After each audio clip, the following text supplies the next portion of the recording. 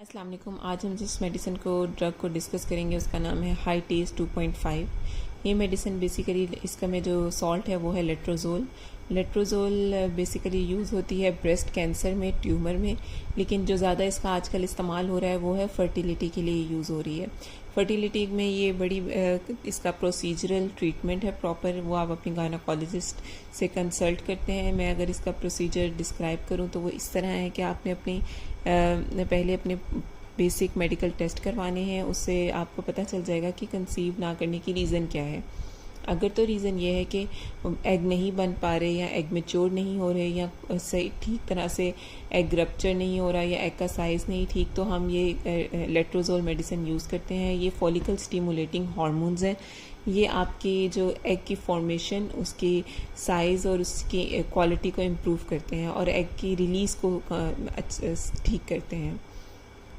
अब मैं अगर प्रोसीजरल ट्रीटमेंट सारा प्रोसीजर डिस्क्राइब करूं तो वो इस तरह है कि जब आपके मेंसेस स्टार्ट होते हैं तो सेकेंड डे ऑफ मेंसेस आपने ये मेडिसिन स्टार्ट करनी है अपनी डॉक्टर के अकॉर्डिंग, डॉक्टर की गाइडेंस के अकॉर्डिंग, क्योंकि इसमें आपको कॉन्टीन्यूसली मेडिकल हेल्प चाहिए होती है। आप 5 डेज़ तक ये मेडिसिन लेते हैं, सेकेंड डे ऑफ पीरियड से लेकर 7th डे तक। टोटल 5 डेज़ बनते हैं। 5 डेज़ आपने डेली 1 टैबलेट लेनी होती है।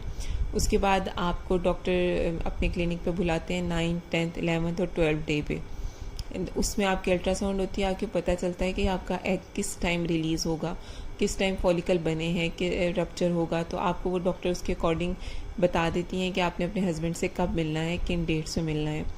उसके अकॉर्डिंग ऑल्टरनेटिव डेज़ में वो आपको गाइड कर देती हैं कि आपकी 11th डे पे या 12th डे पे फॉलिकल बना है तो ऑलमोस्ट वो एक आध दिन में रप्चर हो जाएगा, एग रिलीज़ हो जाएगा और 18th डे तक आपने इस प्रोसीजर को जारी रखना है। उसके बाद आपने अपने हस्बैंड से मिलना छोड़ देना है। फिर इम्प्लांटेशन, अगर आपकी प्रेगनेंसी कंसीव हो गई है तो वो इम्प्लांटेशन का टाइम होता है, उसमें आपने थोड़ी केयर करनी है और उसके बाद आपकी कंसीव हो जाएगा।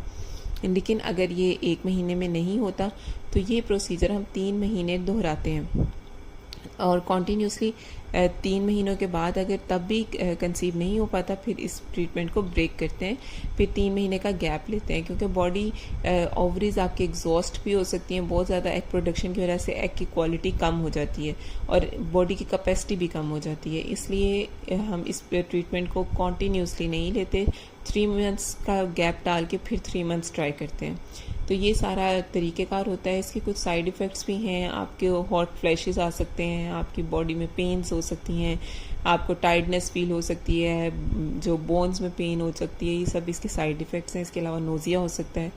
तो ये मेडिसिन आपने डॉक्टर्स की रिकमेंडेशन के अकॉर्डिंग यूज़ करनी है, अपनी गायनोकोलॉजिस्ट से कांटेक्ट में रहना है और सेफली इसके प्रोसीजर के अकॉर्डिंग यूज़ करनी है। Thank you so much.